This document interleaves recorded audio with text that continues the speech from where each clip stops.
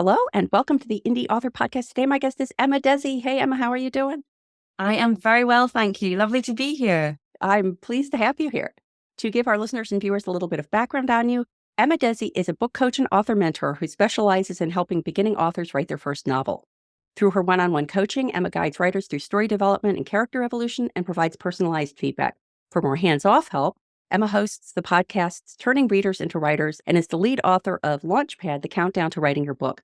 And Emma lives in Edinburgh, Scotland, with her husband and 3 children and 3 cats. I love Edinburgh because it's the only place I've ever gone where I don't even have to spell my name. People just know how to say and spell Dalrymple. So that was very exciting when I visited Scotland. And I've also been to Dalrymple, Scotland, which is near Ayr. Okay, I hadn't heard of Dalrymple, so Yes. over on the coast, so very nice. Yes, Yeah. I believe it's very tiny. I only drove through at 4 a.m. because of the travel schedule. But yeah, so those are my people. So we're going to be talking about one of the aspects of turning readers into writers, and specifically the power of a book coach. You can tell that Emma is a good person to be talking about that. But I wanted to start out talking a little bit about Launchpad, because Launchpad is an interesting book because it is a compilation of works by different writers. And I'm just curious to hear about how that book came about. And I believe you were the lead writer, what your role was with that. Yes, isn't it funny how things come around? I'm quite a big believer in serendipity. My mother bought me an anthology from the British Library, and it was a beautiful object of a book. And it was an anthology about how to write, and it incorporated sort of the musings and the notes from fiction writers, non-fiction writers, short story writers, poets, and illustrators as well, and other types of artists about how they storytell. And I just finished this book and really enjoyed the fact that it brought together all these different voices. And so, one writer might appeal to me, but the other might not. But I got to get a different context for a lot of subjects that were already fairly familiar to me. So about 2 weeks after I'd finished that, Grace Salmon, my co-lead author on this book, emailed me and said, Emma, I've got this great idea for an anthology. I want to bring lots of writers together. Do you want to be part of it? And I just thought, yes, that would be amazing, because I've just experienced the benefits of having an anthology and having those different voices come in together. So I jumped at the opportunity to be on this project with her. And I also got to be a little bit selfish with it, which was fabulous, because then I got to think about, okay, if I was a new writer, or I had been stepped away from writing for a while and was coming back to it and just needing to get the mojo flowing again, what would I want to see in a book? What would I find useful? So it was a really great opportunity to have this wish list and bring it together. So my role in it was to reach out to authors that I knew could provide a really great chapter on a certain topic that I wanted to include in this book. So I knew, for example, that I wanted to have a chapter on research, because through my coaching, I know that there's a lot of writers who are writing in all different genres, and doesn't matter what, it didn't have to be sci-fi, it didn't have to be historical. I knew from speaking to them and from my own experiences that all stories need a level of research. And some of us are not as great at it as others. And so by having someone to come in and help us through that, that would be a really good chapter to have, as well as having the stalwarts there, points of view, scene structure, story structure that you just need, and are subjects that you can go back to again and again and always take something new from. So that was my main role within this project, was pulling the writers together and the chapters together that I thought would be a great fit for either a new writer or someone coming back to writing and looking to galvanize. So it was great fun. I really like the idea of having a bunch of different topics covered in one book like that, because I think that sometimes you get fascinated with one topic. Like, I have lots of books about story structure, but probably no books about how to research. And it would be interesting to do a pass through of an overview like that, and then say, oh yeah, research, that's something I really want to dive into more, and then go look for sources for that. Yeah, oh, definitely.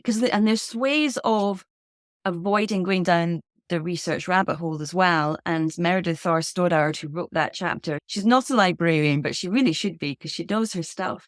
But even things like tips on how to search within a specific website so that you get honed in results for what you're looking for. And she gives a great example of how if you're, you might be writing a Western, so you're researching cowboys, but particularly if you're in the States, then you don't want to be getting the Dallas Cowboys. So how do you kind of wheedle those things out so you're getting the results that you want to get rather than being pulled down some side road about the Dallas Cowboys that is fascinating, but not really what you should be doing with your time. Yeah. So that was exactly. And what I love about this book and having the anthology is that it does give you, each writer is at a different part of the process, and we're at a different part of our skill acquisition. So with this book, you can delve into something like point of view because you know that you want to learn a little bit more about it. And that's where you're needing to strengthen at the moment. But maybe scene structure is not what you need to strengthen at the moment. You've got a good grasp of that. But in 6 months or 12 months' time, actually, you might be wanting to look at scene structure again, and take another deep dive into it and up level that skill element of your craft. So you can go to that and just focus on that chapter. You don't always need a huge whole book on one topic. Sometimes you just need that refresher that's going to give you what you need. And you'll know yourself, Matty, I'm sure that every time you do come to a resource or a book of some description, you always take away a little bit something new that you missed the last time because you're in a different place now and you're receptive to different things. So having these different chapters that you can delve in and out of, I think it just makes it less onerous. It just makes it a bit lighter, a bit easier to digest. And one of the sort of magical elements of this, I think, and that was what Grace brought to the project, and I think was genius, was to have these top 10 countdowns at the end of each chapter. So every contributor to the book, at the end of their chapter, outlined the top 10 things that they recommend each writer do at the end of the chapter. So what do they think are the best ways for a student to then go and implement what they've just learned in that chapter? And so then you're taking that kind of theory of what you've just learned in the book, and then you're making sure that you implement it and do something with it so that you get to then absorb it into your writing bone and into your writing muscle memory, rather than it staying something abstract. You get to bring it down and make it into part of your body. Yeah, that's great advice for anyone who's writing a nonfiction book that people are intended to act on, is to have those kinds of pointers. And I just have the feeling that the table of contents for Launchpad is going to be something I'm going to review for possible other guests for the podcast, because it all sounds fascinating. Yeah, talented writers there. I definitely recommend you reach out to them. Yeah, that sounds great. So we want to delve into the chapter that you contributed to Launchpad, which was The Power of a Book Coach.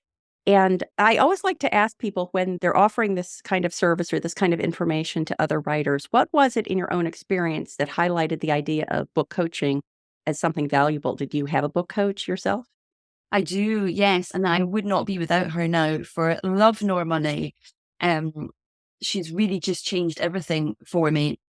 So like a lot of people, I struggled through my first manuscript and my first book, and it took me years and years and years. And part of it was fun, part of it not so much fun, but it's par for the course. But I wish I had known that that there were book coaches back when I started writing my first book. I think it was 2015. If they did exist at that time, I didn't know about them, but I wish I had, because it would have been someone that I could have bounced ideas off of, gotten support from, accountability from, and had a great way of learning the craft as I was going, with somebody kind of holding my hand and guiding me through it. So that's one thing I've learned from over the years, is that is the kind of main benefit of having a coach, is you've got that accountability part, which is just so important. Because if you're working, you maybe have a family you're raising, you might have a social life, or you might even be volunteering, all kinds of things that people do. It's very, very easy to let the novel writing slip down the priority list. But when you've got somebody who you're meeting with, say on a monthly basis, and they're waiting for your pages and they're waiting for you at the other end of Zoom to have this call with, it prioritizes the writing again. It keeps it up front and personal for you. So it's not as easy to let it slip. And you stay close to your work then. And so you do work on it on a weekly basis, maybe multiple times a week, to keep on top of it, to keep working, to keep going. So there's that accountability part, which is vital for me, because I know that if I'm not working with her, then I do let things slip because, other things get in the way and I need that reminder to come back on board and stick with the project. I think the other thing that a coach is brilliant for, particularly if you're relatively new to novel writing, is they help you learn your process. And I think that's one of the biggest sort of stumbling blocks I see for writers is that they don't know the process yet, their own unique process. So when you work with a coach, they can help you do that because usually they'll have a framework and they'll guide you through that framework. But because we know that novel writing is as unique as the person writing it, then there will be flexibility within that. But when you've got someone who's got a framework for you that can help guide you from A to B to C and finish that first draft or up level that draft that you're writing on that you're maybe stuck with, but help you get through that. Having that framework, having somebody guide you through it and letting you know that what you're doing is good, letting you know that you're on the right track, that you're not getting it wrong in inverted commas, because you can't get it wrong as such. You've just got to keep going. So that's another way that my coaches certainly helped me develop my writing practice. And so when I just knew that this was something that I wanted to do with other people because it's so transformational. And I don't know if you've worked with a coach, not necessarily a book coach, but any other kind of coach, a business coach or a relationship coach or whoever it might be. If you worked with a coach in another capacity, you know just how beneficial that can be. You've experienced that how lovely it is to have someone on your side working through it with you who's as interested in your project as you are. And so that's something else that I love about coaching and what I want to bring to my writers and to my students as well. I think I've gone on a tangent there, Matty. Did I answer your question? No, yes, that was great. A great answer to it. It makes me wonder if coaches are generally focused on coaching regarding a book, coaching more generally about like the writing life, or if it just depends on the coach that you get and different coaches have different approaches. I think it depends on the coach you get to a degree. Certainly, I do know coaches who they describe themselves as author coaches. So they're working with the author and a lot more on the mindset side of things and just helping that author create a writing life for themselves and a lifestyle for themselves. And then there are others who are very much focused on the book itself, the actual specific project. And that's what I do. But if I'm honest, I think for all of us and the other coaches I've spoken to, it does spill out into those wider areas of being a writer generally and the writing life more generally. Because what I find too is that with the people I work with, often craft is it's not the biggest issue that they've got. Most of the writers I work with, even though they're debut novelists, this is their first novel that they're writing, they're feeling at the beginning of their career, and they are, but they've attended classes. Some have even completed MAs, they've been doing the learning as they've gone along. And so the writing craft in and of itself isn't necessarily the issue, but it's learning how to trust that you can pull this big project together. It's learning that you can do it and slowly and that there is no right or wrong way, but just finding out what your own process is. There is acknowledging that sometimes life does get in the way, and that doesn't mean that you're not meant to do it. It doesn't mean that you're a bad writer or a bad person if you don't get it all done in one go. And so it does spill out into that kind of whole life area. And I sometimes with my students, we certainly do have just sessions where what we talk about is what's going on in their life right now and why they're finding it hard to get motivated with their story and the things surrounding the project itself. But just by having that conversation and giving the writer that space to say, life's really rubbish right now and I'm fed up and I hate this story. I really wish I hadn't started it. I don't think anyone's going to like it. It's awful. Why did I ever do this? And they just get that off their chest, and I can just acknowledge that that's the way they're feeling. And then towards the end of the call, remind them, this is part of the process. And this is one of the things that makes it so challenging.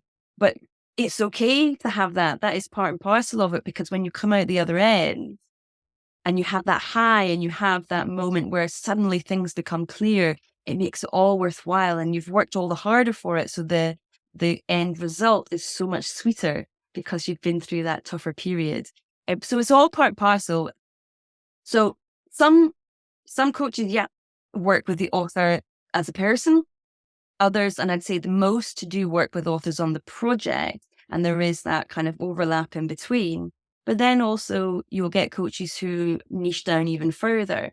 So my niche is first-time writers, so I do work across genres. But my coach, I write thrillers, so my coach works specifically with thriller writers. There are others who specifically work with romance writers or fantasy writers. There are other coaches who work with across genre again, but with writers who are, say, maybe in their third and fourth book and are looking to go to that next level, to that next step with their career.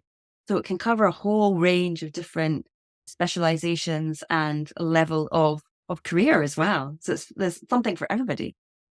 It does highlight a possible difference between coaching and consulting, I guess. And I'm thinking through this selfishly because I offer a service that I'd actually have to go to my website and confirm what term I'm using. But it's basically to help people make sure that their plans for the writing career are aligned with their goals for their writing career.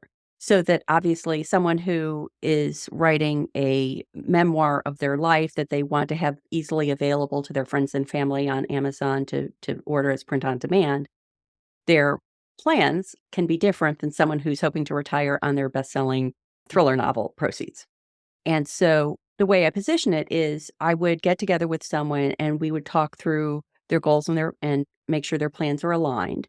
And so after maybe 1 or 2 sessions of that, the idea is not that I would continue meeting with them week after week. The idea would be they would now be armed to proceed with what they want to do, with maybe periodic check-ins just to reorient as needed. But that sounds different than coaching, which sounds like the intent is more that it's an ongoing relationship. Can you speak to that a little bit? Yeah, that's a really interesting difference. Oh, I must chat to you a bit more about that. So for example, myself, I work with my students on a 12-month basis. So it's pretty intense. We commit to one another. It's a relationship for a year. But I think many other coaches tend to do it on what do? They tend to do it on a number of sessions. So a lot of people will say, okay, send me what you've got and I'll look through it and then I'll do an evaluation of it. And then we'll work for another 5 sessions together to improve and work on areas that we think are the weakest areas of the book. And then there's the option to renew there. So that would definitely be more of an ongoing thing. And I think for those coaches, people often do then book another 5 sessions after that until they get to a stage that they're happy with or they feel they can go on with on their own. So that would be definitely different to then having a couple of hours of consulting to get you on the right track. With a coach, they work through the manuscript with you so that you've got that person to hold your hand. Different again to editing. So coaching and editing are 2 different skills as well. An editor will come in at the end and look at the finished draft that you've got and maybe even the finished manuscript. It's very close. So they come in at the end, whereas with a coach, you've got someone who is with you throughout the kind of mainstay of the writing. And then it sounds like your services are at that beginning, getting someone up and running so they know and are confident about what their next steps are. So there's something for everybody in there, depending on level of expertise, what you want, where you feel your areas of weakness are, where you feel your strength is, and how wonderful that we have this now. Because I should probably just sort of try and contextualize where coaching has come from, because it's actually always been around. It's something that's previously had been included within the relationship between an author and their editor, an author and their agent.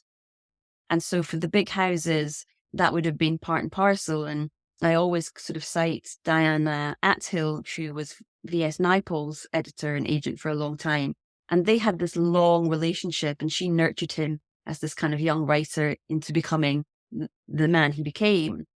But that is very, very rare these days. And like with so many other things to do with the publishing industry, it's been, I'm using the word siphoned off, which sounds a bit cruel maybe, but it's been like a lot of editors have been cut loose to go freelance.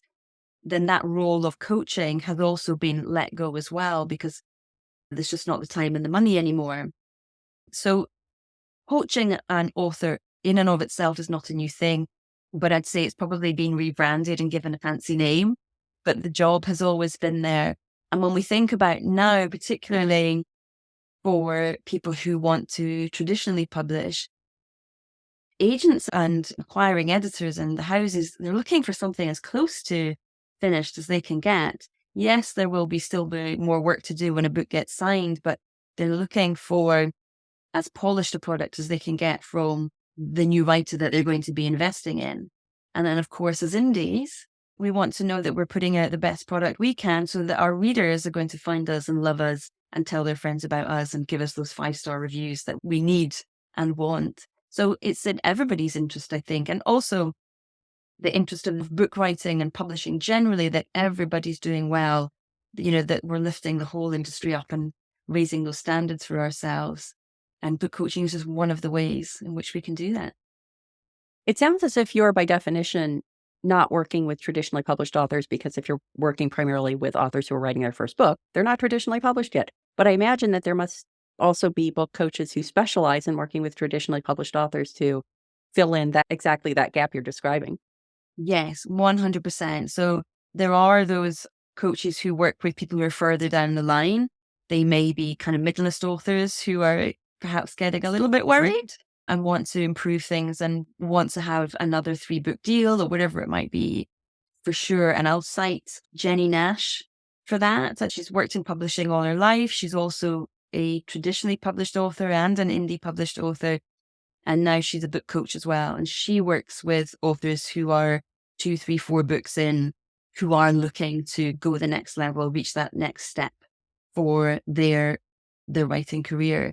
So yeah, you're right when I'm not working with published authors because they're debuts, they're newbies. But yes, if any of your listeners are published and they do know that they want to kind of just go to that next level, they're 100%, there are coaches who can help them do that. Yeah. Just a quick break from the interview. Are you getting value from the podcast? Please consider supporting it and all the work I do at the Indy Author by becoming a patron. To pledge a monthly contribution, go to patreon.com/the Indy Author, or to make an occasional contribution, perhaps to indicate the value that a specific episode or resource provided to you on your creative voyage, scroll to the bottom of any page at theindyauthor.com and click Buy Me a Coffee. And now, back to the interview.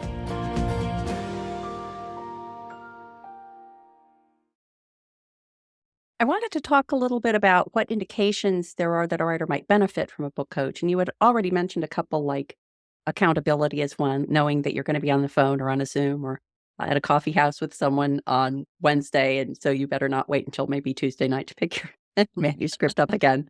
Are there other sort of flags that say, yes, you would benefit from a book coach? Mm-hmm.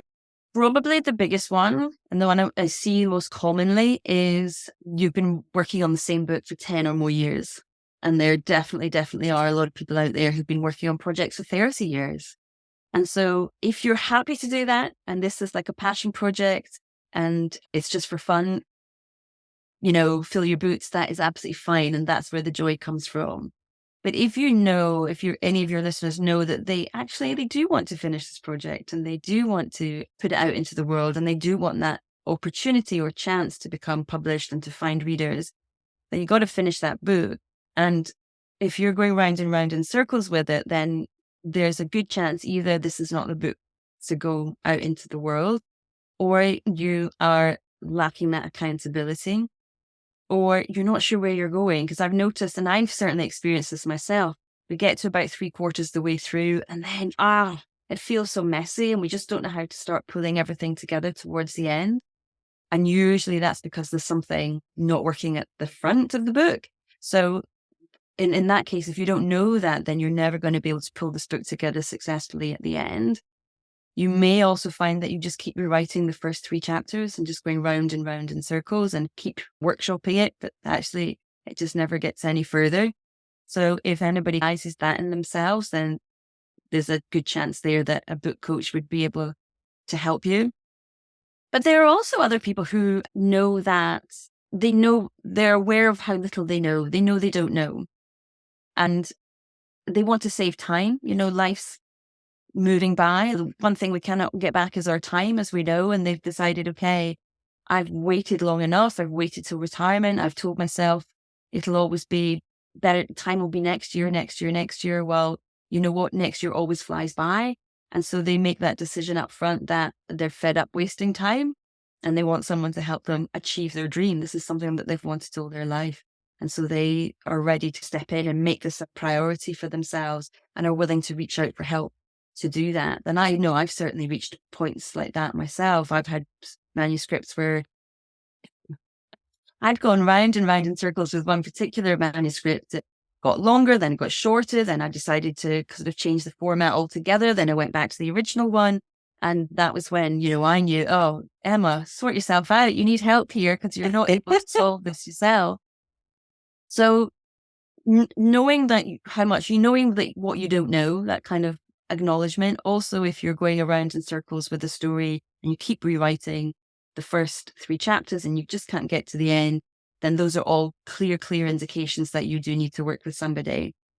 I'd also recommend it for somebody who has been querying or has published the book and isn't getting the response that they wanted. So maybe you're querying your novel, but it's just not getting anywhere, but you can't figure out why.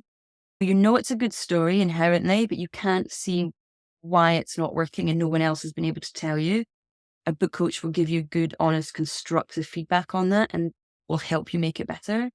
But also if you're an indie and you have published and you're getting 1-2-star reviews, but you can't quite figure out why, or you've been getting reviews in and you're not quite sure how to fix the things that the reviewers are picking up on, then that's when a coach can step in as well and either do a manuscript review, solely the review, or can come in and work with you for a period of time and help you fix those problems and make it the book you want it to be.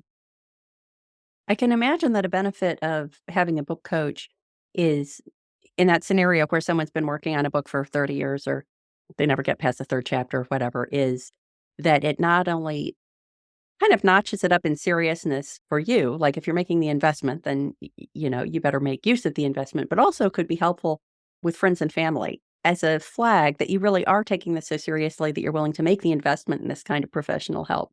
Do you encounter that at all among your clients?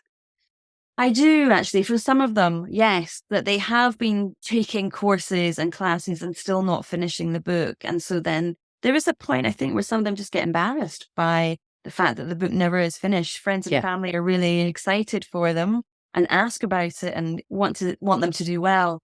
But that fear of the pressure can be off-putting. And so then making that commitment, that financial commitment, the time commitment, the energy commitment, to sort of saying within 12 months I'll have this done can be a real, positive onus to get this book done. So there's definitely, I do encounter that. But you're absolutely right when you do say that. When we make a particular financial commitment to something, it gives us so much more impetus to get something finished. Then we feel we want to prove this to ourselves, or we want to prove to somebody else this was not a waste of money, wasn't a waste of time. Because I don't know about you, but I certainly hear from a lot of people who say they're the only person they know of in their personal life who does write, who does want to pursue this, that maybe they grew up in a family where there weren't books around. This isn't something that's usual for them. And people do think they're a bit weird. Why do you want to spend time with all these crazy people that do not exist? Why do you want to spend so much time on your own in your own head? You're never going to make money from this, which is what people often say. Why are you taking so much time away from your friends and family? And to other people, it seems like a strange thing and they don't get it. So having someone who gets you and understands why this character just won't let you go and is keeping you up at night, it's what you think about when you wake up in the morning. It can, I might be being a bit dramatic, but it can save your sanity in a way. Yeah. Yeah. And I think it's also a great plug for maybe as an early step, making sure you're finding communities of writers that are sharing those same kinds of drives and goals and insanity so that you don't feel like you're alone. But at some point, groupthink can be damaging as well as helpful. And that maybe that's a flag when a book coach is really what you need. Yeah. Who you need to help you. Yeah, absolutely. Yes.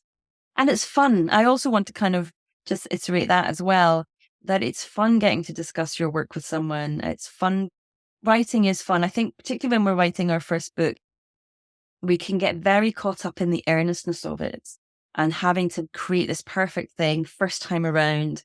and we can over worry about it and make it more complicated than it needs to be.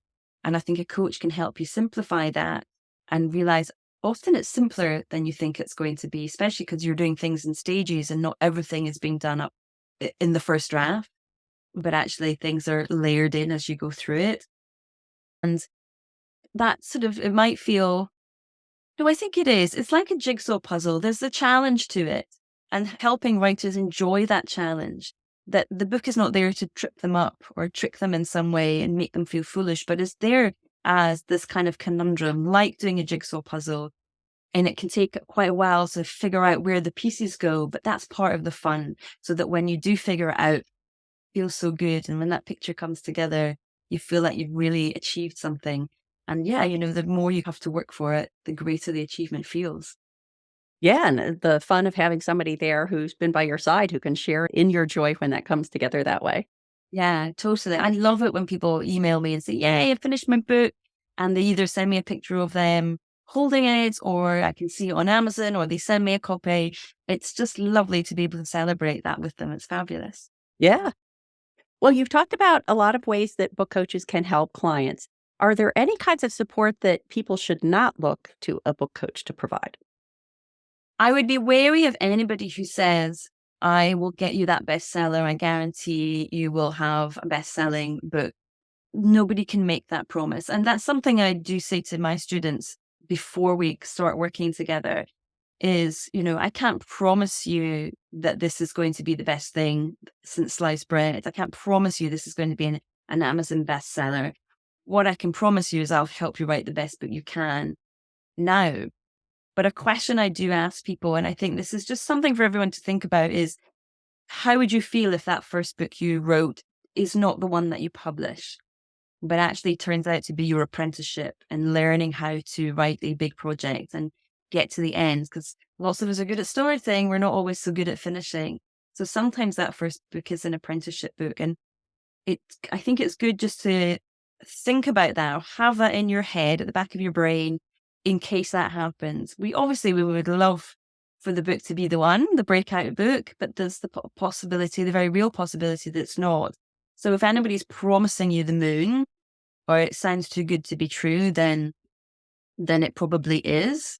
And there's no quick fix to writing a good piece of fiction. You do have to go through the process. You do have to put in the work. So if anyone's promising that it's going to be this easy breeze, then just be wary of that and know that there is a lot of work involved in it, and it's meant to be hard. Otherwise, everybody would have done it already. I think that would be the biggest sort of caution I would have for people. Funnily enough, I've never been asked this, but it comes up every now and again. I hear it from other people. They get worried about, has that person got an accreditation or a qualification, and are they a best-selling author themselves? And those things are not necessary, I don't think. You want to know that the person you're working with knows you or what it is that you want for your book.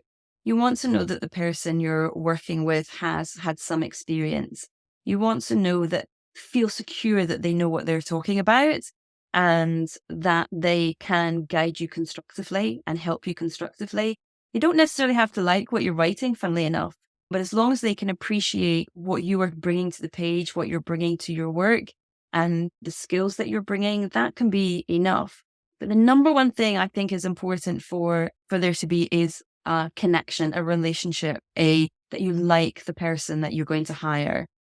Because writing a novel, doesn't matter if it's a cozy mystery, a thriller, a romance, literary fiction, doesn't matter what kind of story it is, invariably, particularly if it's your first book, you are bringing a piece of yourself to the story.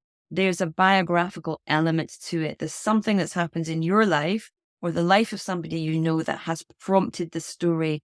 And that's why you can't let go of it. It's the one that just keeps sticking with you. So you're going to go to some deep places as you write this book, some emotional places that you might not have anticipated because you think it's about this fictional character that's got nothing to do with you. But actually, those first few books are very connected to you and your own experiences as a human. So you might find yourself in tears one day because you're talking about something and you've remembered something that happened that is directly relevant to the story that you're telling. So you want to know that person, you trust that person, you like that person, You know that they are not going to kind of take advantage of that relationship and that dynamic. You want to feel comfortable with them.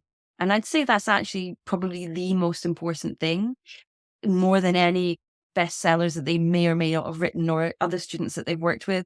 If you feel that you trust this person and you feel safe with this person and you're sharing something that's very personal with this person, I think that is the most important thing. And then the other things can come after that. And don't be afraid to reach out and ask them, have you got testimonials? Can I contact a previous student to see what they would say? Don't be afraid to do that. The coach that you're working with should be happy to share that with you because they know that they're quality and they know what they can bring to you. So if someone is really liking this idea of a coach, and I'm going to bake in the personal assessment and financial assessment as well. So I think it's important for people to have a sense of how much money they should budget for this kind of thing, and that would be part of what they would need to consider when they're looking for someone. So can you speak about that in the context of, now I'm really excited about the idea of book coach, and we talked earlier about here the 10 steps, the 10 steps at the end of the chapters of Launchpad. What are the early steps they should take in order to really confirm whether it's for them or not, and then how they would find that person that they're going to have that connection with? So first steps would be, it's just a good old fashioned Google search. Go and look. If you search book coach and your genre, you will find a lot of people come up. So go and have a look at their website. And then I recommend just following them on social media, getting onto their newsletter and following them for a few months. I know certainly for myself, it's taken some people 2-3 years to come and work with me because they've been following me over that time and just trying to decide, do I like him enough? Do I like the way she communicates? Does she explain things in a way that makes sense to me? And so if she was to feedback on my manuscript with that, would I understand what she's trying to say? So get on that person's mailing list and follow them on social media and see what kind of vibe you get from them. Do they explain things in a way that makes sense to you? Do you find them funny? Do you like what they're saying? And what language are they using? And then a lot of people they'll do some kind of, usually a free event online. Sometimes it might be a challenge or a webinar or some kind of free training. Go ahead and do those because then you'll get even more to know them even more. And so not only will they give you a training on something, but usually at the end of those trainings, there'll be a question and answer section as well. So you can bring a question to them and you can see how they respond to your question if you like it. And then if everything is feeling good, some coaches will have their fees on their website. So you can go and have a look and just see what their fees are. Others, I don't have my fees up because I like to talk to the person before we work together. So we will have a call, and other coaches do this as well. There'll be an introductory call. So that's a really good chance for both parties to get a feel for the other person and figure out, okay, would this work?